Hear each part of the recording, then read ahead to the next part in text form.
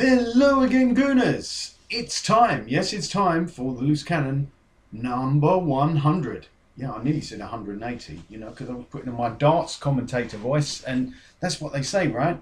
But yeah, in a pretty good mood at the moment. A bit tired. Woke up about 3 o'clock in the morning. Not the best time to be waking up, is it? But let's wake up and smell the coffee, eh? I've not had any coffee yet, but I'm sure I'll get round to it. Plenty of freebies. I'll talk about that. I'll just let me give you the agenda, and waste no more time. Going to talk about Olivier Giroud to some extent. Suarez, obviously. There's plenty of talk about him, even over here. Then there's a bit of transfer news. Not loads about Fabregas.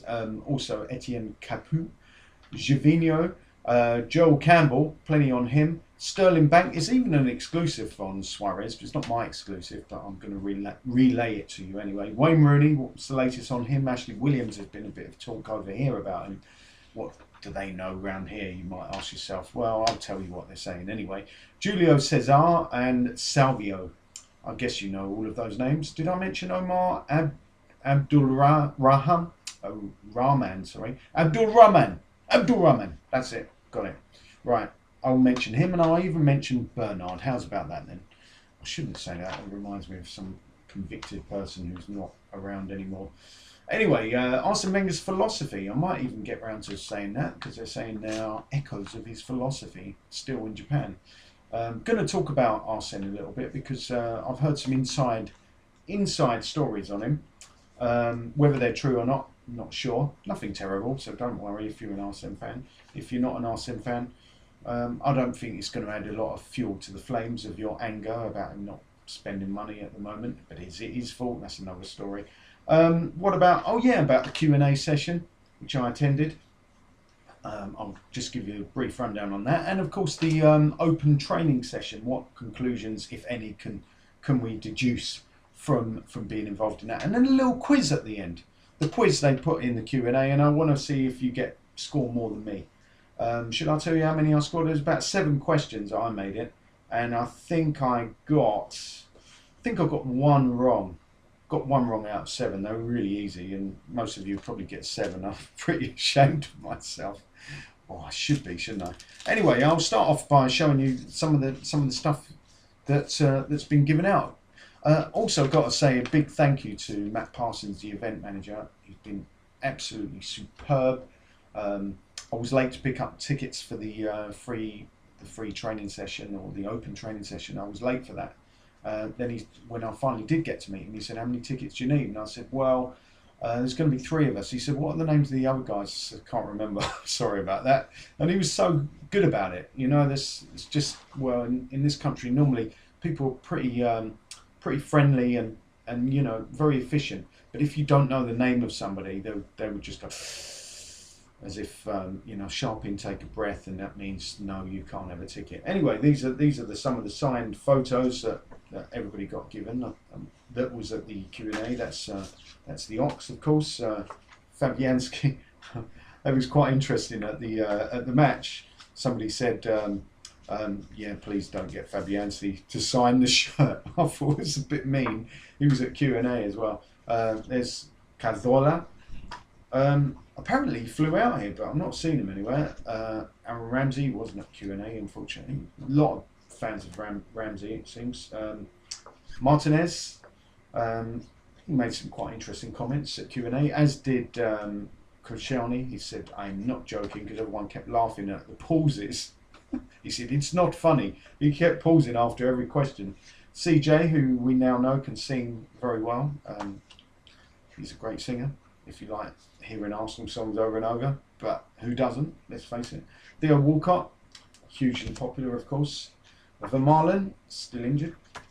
Some people saying that injury means that he's going to be not sent out. He's going to get sold. I've got that theory about players being injured, especially at this time of the season, but in Vermaelen's case, I actually think it's a genuine injury. Gervinho, obviously a different story. Wayne Rooney, probably a different story, and a lot of you glad to hear me say Gareth Bale, probably another situation where he will, I think, get sold. But we shall see about that, and it's not really our business, is it, as such? Jack Wilshere, of course, everyone loves Jack.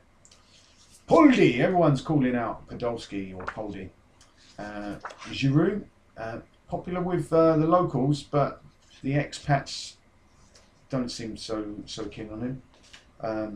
I thought I showed you this one already anyway. I've got two. Anyone want to swap? Not for Chesney though. Keeping hold of that. Another Carl picture. Arteta. He should be captain of the team in my opinion, rather than this guy. And then another one of Jack. So I'm well equipped with photos. Oh, what's this? I've got Shamak here as well. Quite how he ended up being given out at random, I really don't know. But there you go. There's his full life story. It's talking about this season. He's going to hope to emulate his success. I don't think so, but well, why was that on everyone's table? Then there's a message from Ivan Gazidis about, on behalf of all the players, what a pleasure it is, this Far Eastern tour. We know fans, blah, blah, blah, nothing of particular interest. The Ox saying how excited he is. And then inside we've got this, I don't know if I'm going to put that on my wall, but I should, shouldn't I? It looks excellent.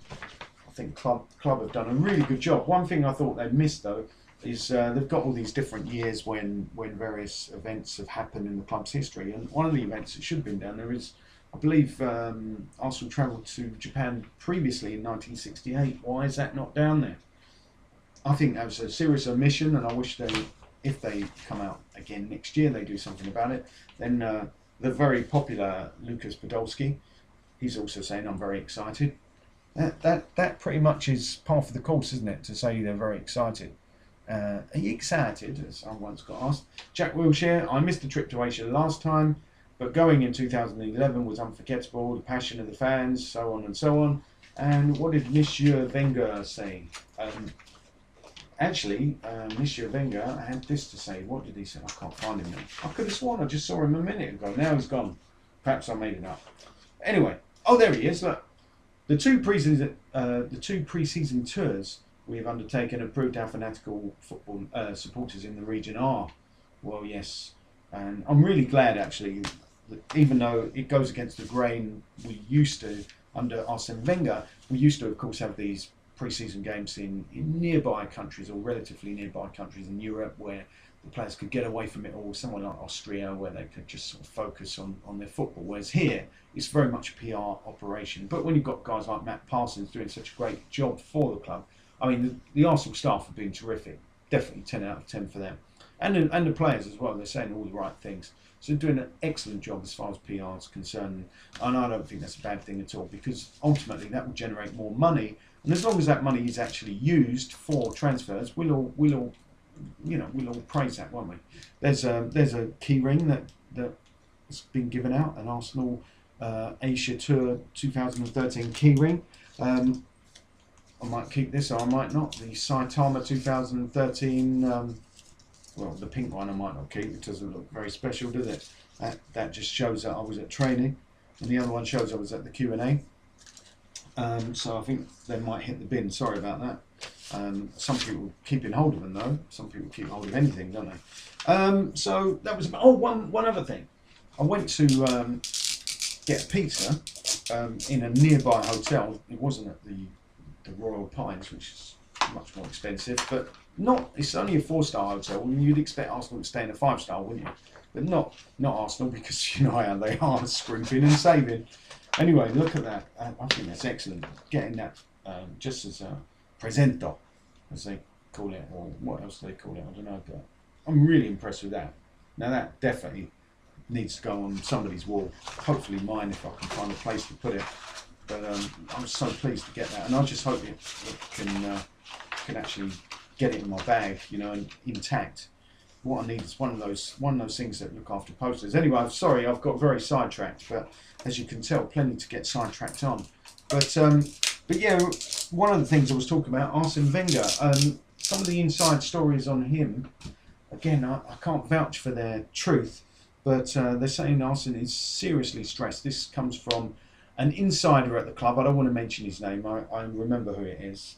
He didn't talk directly to me. He talked to one of my friends, and apparently Arsene is never looked more stressed than recently. And another friend would vouch for that because he had a picture taken with him, and Arsene wasn't too pleased, but he allowed him to take the picture. So again, good PR on Arsene's behalf. But apparently, yeah, he's very stressed and very much a different character to that smiley or more smiley guy that first arrived.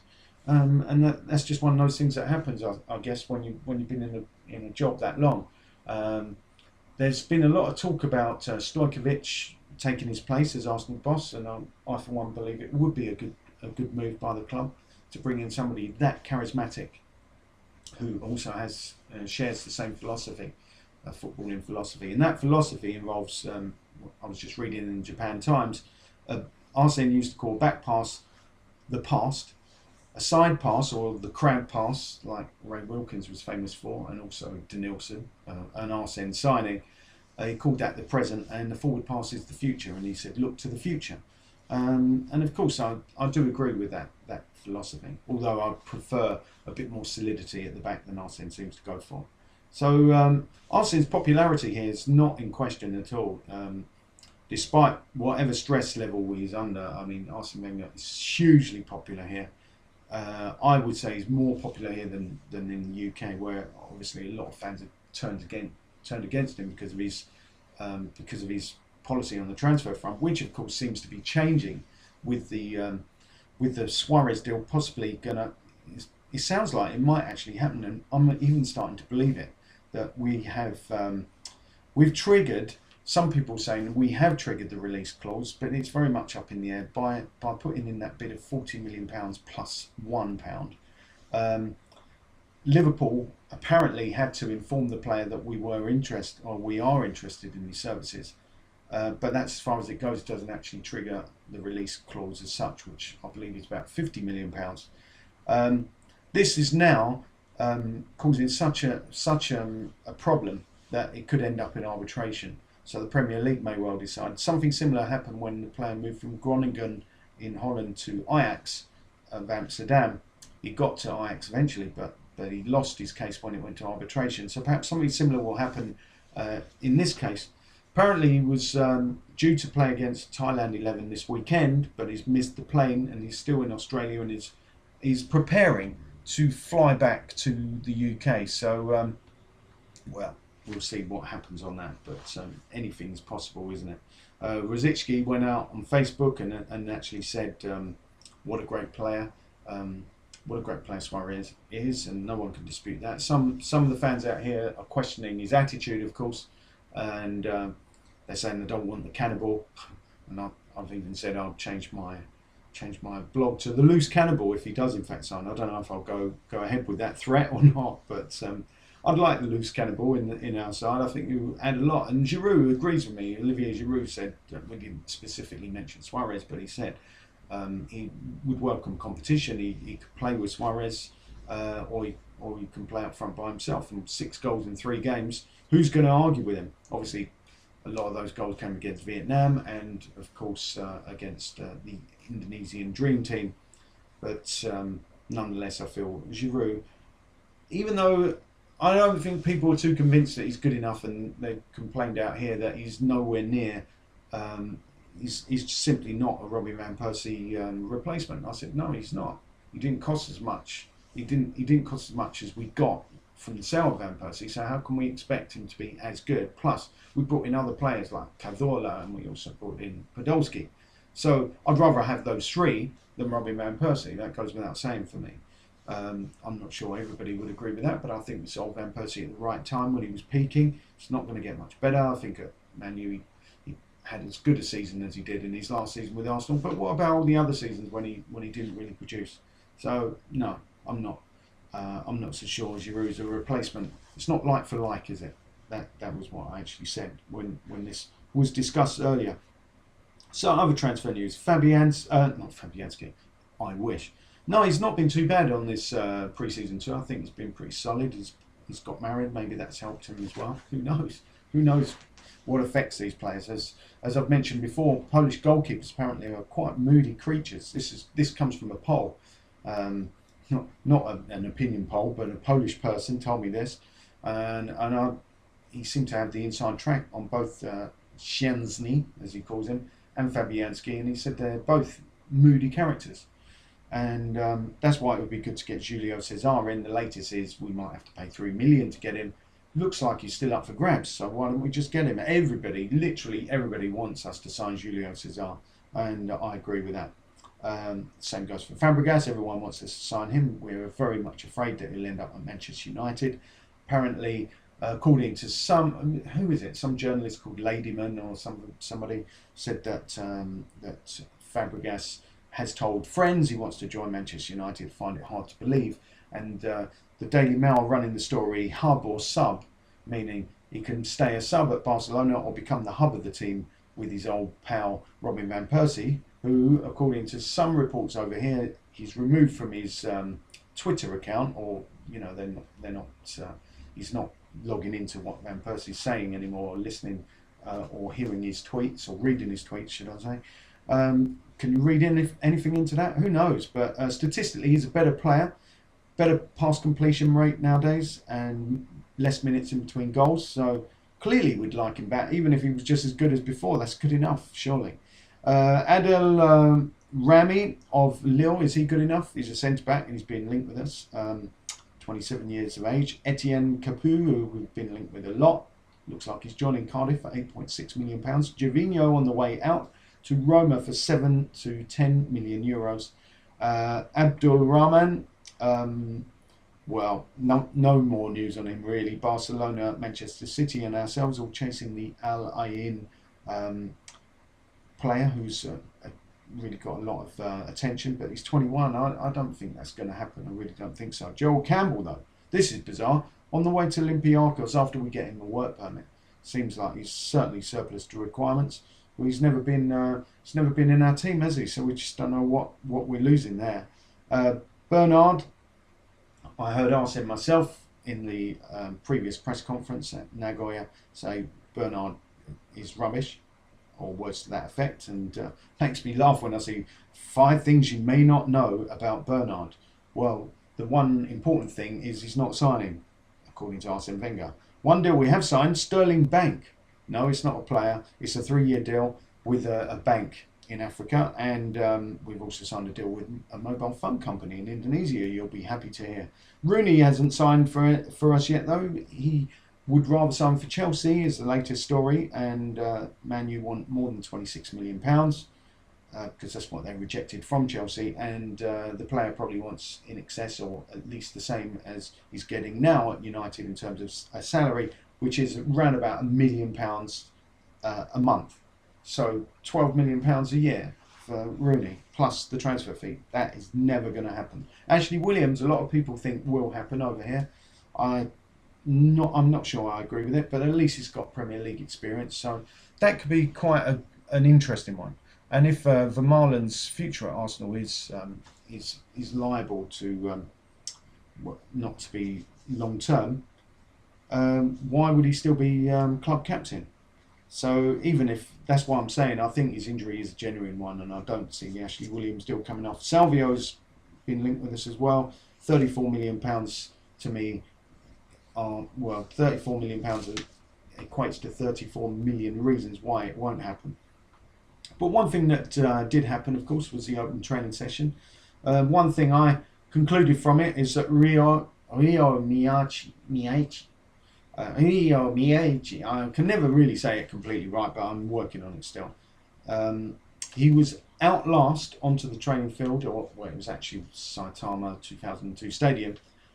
He was last out and he was first in. That kind of says it all for me. It's not his attitude that's in question, not at all. He's still very much a player recuperating from an injury. So we can't expect too much from him, and he's extremely shy. When people were trying to call him over and get him to sort of pose for pictures, he was very reluctant to do so. He was just very, very much peripheral, I felt kind of sorry for him. Obviously, the guy's got a lot of skill, and the general view around here is that he's not going to make it at Arsenal. And I have to say, at the moment, I tend to agree with that. I really would like to say otherwise, but there you go. Eisfeld seemed a pretty confident guy at the Q&A. He said the best thing about Japan are the girls, which got a big cheer. Fabianski was impressed with the cleanliness around here. I think somebody said, don't get him to sign any autographs because he'll drop the pen. Who could say such an awful thing, eh? CJ obviously sang and got a standing ovation for that, and went on about all his hobbies, golf, going to the cinema. One of the other players, forget who it was, moaned that they can't go out anywhere. All they do is go to the hotel, then back training again. That's their life. They were talking about their taste in music. Most of them like R&B and hip hop, and most of them mentioned Chris Brown. Martinez though said he likes Argentinian music, so I wouldn't like to be staying in his house too much, or would I? Perhaps I like it, and I just don't want to tell you about it. I don't know Argentinian music really, so no disrespect intended. Iggy, what did Iggy say? Oh, Iggy got asked about Arsene Wenger. What are his bad habits? And it was interesting. Everyone went really quiet, and Iggy said, "Oh, no pressure then." Finally, Iggy said he hasn't got any bad habits, which we all found quite hard to believe actually. So they were quite diplomatic. They didn't really want to say an awful lot to incriminate themselves. You can't blame them for that. I think Chuba Akpom really handled the press conference well in particular, and considering he's quite an inexperienced player, he seemed like a natural superstar. And he said that Per Mertesacker and Poldi, Podolski, they're the funniest guys in the Arsenal camp. And of course that did seem rather set up. The whole event seemed stage managed, but this was quite set up, because then suddenly, not immediately, but a short time afterwards, out popped Per Mertesacker and Podolski, dressed as samurai with swords. And they obviously rehearsed all the moves, and they did quite a good job of it. Everyone was suitably impressed.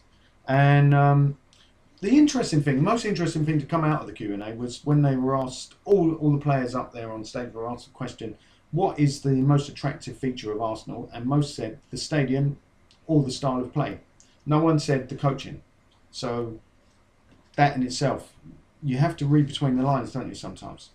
So finally, before I go, because I think this has been quite a long one, sorry about that if you're bored, but you can always turn off at any time.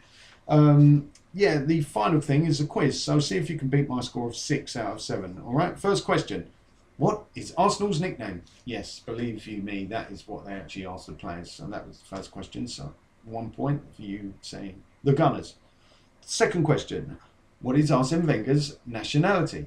So I'll give you another point if you said French. Actually, the answer from the players was France. So technically that's wrong. Anyway, third question. Name the training ground. How many of you can do that? Well, I obviously know it's London Colney, but I found it interesting. I would have possibly deducted a point from Chuba Akpom, because I'm sure it sounded like what he said was London Coney. Sounded like Coney to me, so technically I'd say spell it then. And then if he missed out the L, I would deduct him a point for that. Right, fourth, and the players got this wrong, but I didn't. Youngest ever player to play for Arsenal. I didn't check these things up, but anyway, what do you think? Youngest ever player to play. I think they were talking about a league game. Some of these questions weren't clearly put, I have to say. Anyway, the answer given by the players was Jack Wilshere, but the answer they wanted was Cesc Fabregas, which was my answer. Then, who scored the winning goal against Newcastle? Well, for that one, that was obviously final game of the season. So, so what do you reckon? What have you got for that? Final game of the season. Who scored the winner? Well, I can tell you Koscielny put his hand up, so no one needed to speak. And obviously that was right. I'm not even sure I answered that question, so I might have to deduct another point from me, so say I've got 5. No, I think I've got that one right, actually. Right, this one I got wrong, though. High scoring game at the Emirates last season. And I got it wrong, because I think I said Southampton. I thought it was a Southampton game. Didn't we get 8 or something? Or 6? Anyway, I thought that was high scoring. So, question number 6. I thought it was Southampton, but the real answer was 7-3 versus Newcastle. And the final question, which brought a bit of merriment in some quarters, not particularly me, because I don't really like those sort of jokes when they're making fun out of Japanese accent. But anyway, highest appearance total. The players on stage said Tony Adams, and of course you all should know the answer, David O'Leary, and you can imagine what some of the guys, I think fresh out of the UK, had to say on that, sort of imitating the Japanese way of saying the L, the words that begin with L. So yeah, as you can tell, I wasn't overly impressed with that, but I suppose that's to be expected. But as I said, let's not finish on a low note, or let's finish on a high note, and instead say, you know, great work by the club, and actually, you know, I don't want to knock the fans. I think the fans have been pretty good generally, but you know, they're having their fun, and you know, it probably all got missed anyway. It was only some of us sensitive people that picked up on that slightly bad vibe, but only apart from that slight amount of rudeness, I think everybody from what I could gather was really enjoying themselves a lot, and long may it continue. Except it won't continue that long, because Arsenal are out of here pretty soon, and I'm out of here now, so I will say away till the next time. Up the Gooners.